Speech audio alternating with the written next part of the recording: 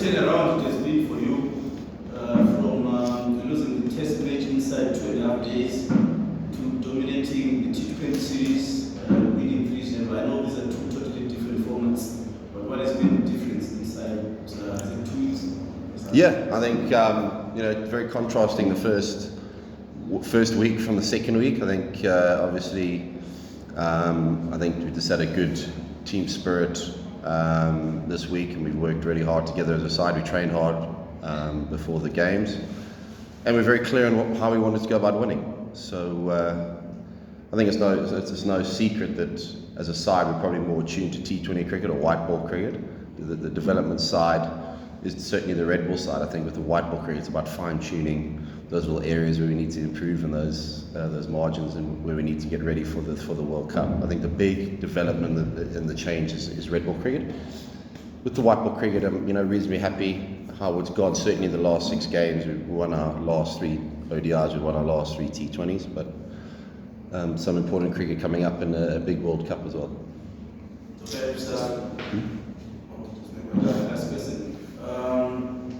Is it not an indication that perhaps you need to start to play more on a format at home, domestically in Afghanistan, Zimbabwe, they're playing a lot of games in the longer version. Yeah. And which is shown in the way they have approached the test cricket this year.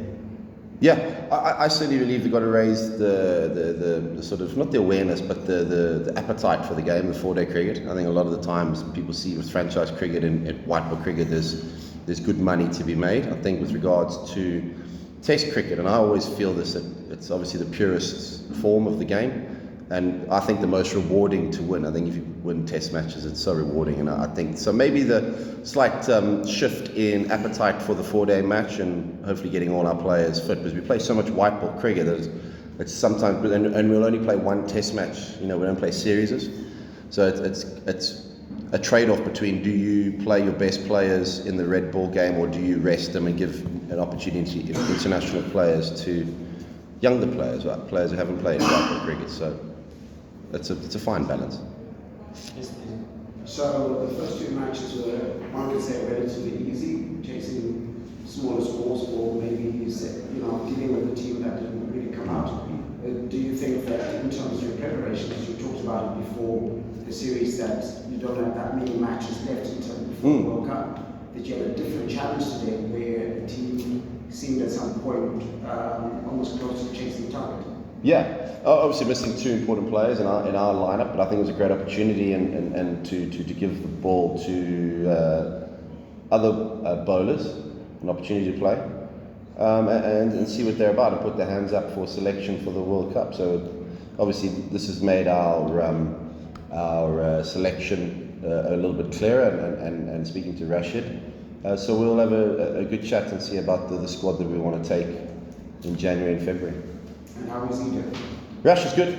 He's obviously injured his finger, and he's going to go and see the specialist, and hopefully everything's well, which it looks like it is, but just precautionary, and also get ready. But it's always nice when Rash has a bit of time off and rests his body, because we know when we get him back after the SA20 he's going to be fresh and ready for the World Cup. And as a leader, obviously really important for us. So a fresh Rashid Khan for me is always a good thing. Yes. Maybe looking at the manner that you managed to beat Zimbabwe in this white ball series. Remember when we spoke after the test series, we spoke about the issue of communication between you and the board. And then just before the T20I, we then acknowledged that things were better.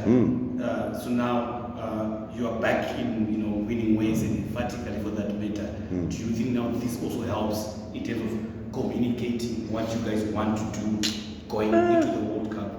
I don't think it should, in my honest. I think sometimes when you lose a game, it should stay nice and calm, and that's when communication is key. I think sometimes when you win, communication is easy. There's not much to talk about, maybe 1 or 2 things.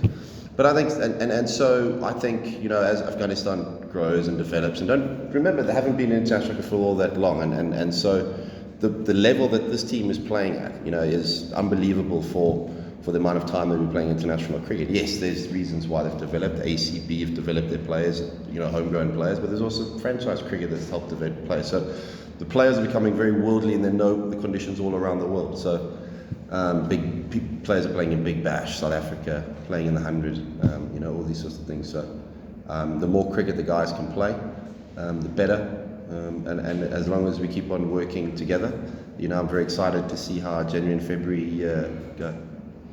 Maybe just a final follow-up from here. So you're a good white ball side.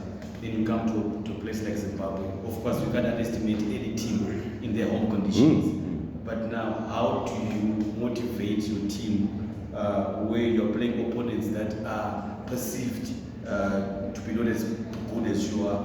And then when you leave with a 3-0, how then do you balance the celebration of such an achievement? Well, I think we could see how Zimbabwe batted today, chasing 200, how good a side they are. So I think that makes our first 2 victories even more important and respectful for the opposition, that they are a good side.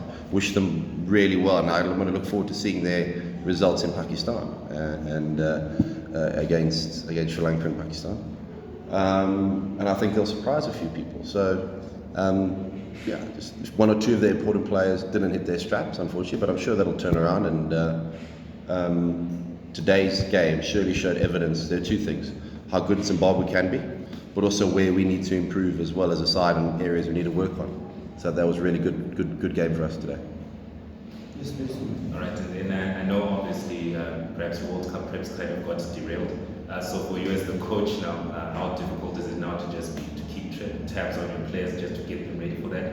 Are you going to have maybe some inter-squad things happening, or is it just going to be looking at what they do for their club, for the various club? No, we've been on trip. We've been away for 2.5 months now, so it's good to have a bit of time, refresh. A lot guys, the majority of them have been playing franchise cricket, and I think that's also good in a way. It keeps the guys fresh. We're not together all the time. They go and learn new things from world-class coaches, world-class players. They see things, they learn things, and they hone their skills, and then they come back to us, and we get the guys going together like we've done here as a side in Zimbabwe. It's always good to get away from the UAE, and it's just us on our own. And I think we create a nice culture with the white ball side here. So it's nice to leave the shores. It's nice to get on the plane tomorrow and with the victory. But we're fully aware of areas we need to improve on the red ball stuff, and the areas we want to go and forward on for the World Cup and the T20 stuff.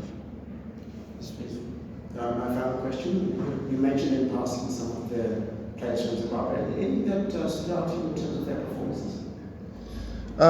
In the Test match or T20? Yeah, I mean across the board. I thought the way the seam has bowled, obviously Blessing, he's missed the last 2 games, bowled nicely. Certainly Curran, the way that he played, looks like a good player. And, I think, obviously think Brendan's a good player. He missed out these games. But as a player, I think, obviously I played a lot of county cricket against him. I think he's a really good player. So, obviously the captain, Raza, we saw today how dangerous he is and has bowled really well. And also shown things we need to work on with regards to our batting against spin. So it's been good for us, and I think Zimbabwe have learned as well. Thank you. Thank you. For these and more stories, click subscribe or follow, and visit 3mob.com.